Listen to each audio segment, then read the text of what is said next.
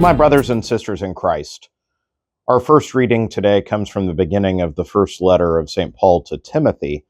And Paul makes an interesting comment to Timothy, speaking of himself as that in the past he had been a blasphemer, an arrogant man before he saw the light, and says that God has dealt with me mercifully despite the fact of how I used to be.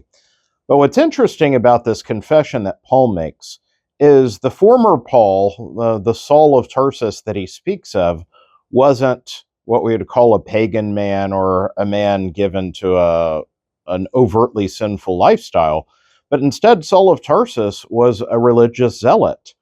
He was very well educated in Judaism and was zealous. His murder of St. Stephen and of the people of the early church dealt with what he thought was zeal for God. And then it was, of course, we know of his famous conversion experience as Jesus himself appeared to him. But this is an interesting backdrop to the gospel that we hear today, as Jesus speaks of judgment of our need to take before we take the splinter, notice the splinter in our neighbor's eye, to take the wooden beam out of our own. And it's so easy to try to look at everyone else as a monster with their flaws compared to us. And yet Paul humbles himself even compared to his former way.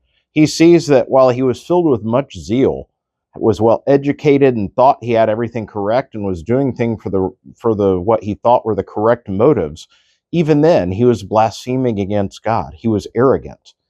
And so it can be for us. Even with the best intentions, we can think that we're following God, that we're well formed in all the ways, but we still can fall into the same blindness, and that we perceive everyone else's faults except our own.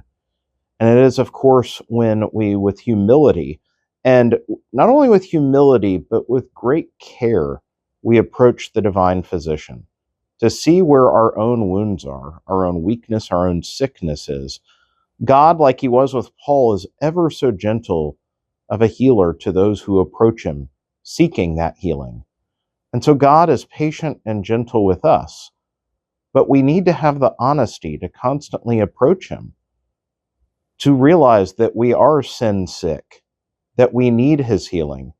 And when we have this ever in front of our hearts and minds, then we will be much more merciful towards one another, as Paul is.